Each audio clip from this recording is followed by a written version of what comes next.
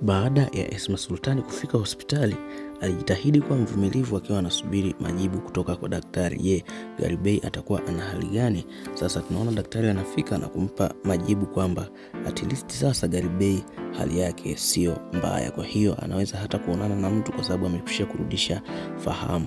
Maana wakati anafikishwa hospitali alikuwa amezimia kabisa. Kwa hiyo Esma Sultani baada ya kusikia hicho alijikuta anafurahi sana na kuingia moja kwa moja kwa Garibay ambapo alikuwepo yupo na kwenda kuongea naye.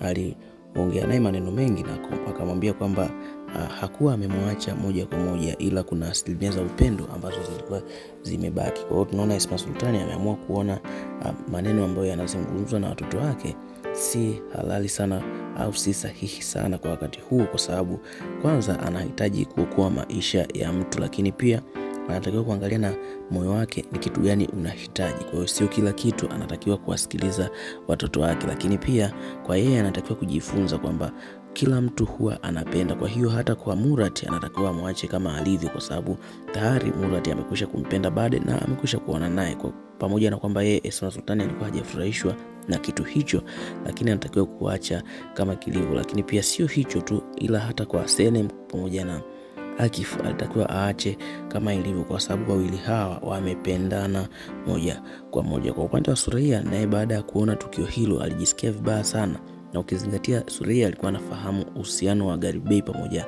na Esma Sultani kwa muda mrefu. Leo tunaona anakutana na mume wake na anamshauri anatakiwa akubali mahusiano ambayo yako kati ya Garibay pamoja na Esma Sultani, na si kukubali tu, ila anatakiwa pia kuwashauri wadogo zake wa kubali mahusiano hayo, kwa sababu wawili hawa tayari wamekwisha kuzeeka na inaonekana walikuwa wanapendana kwa muda mrefu. Kwa hiyo hawatakiwi kuingilia mahusiano ya watu. Kwa hiyo moja kwa moja tunaona Faruku anaanza kutafakari kile, kwa sababu Faruku ni mtu ambaye amekuwa anapenda sana kutumia akili katika kila ambacho anakiamua.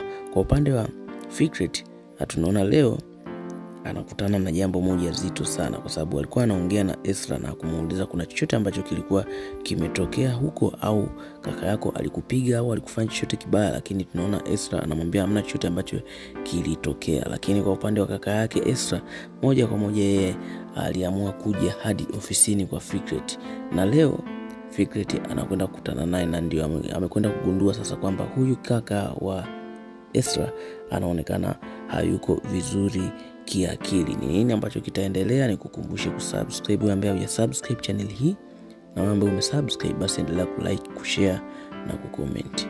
Asante.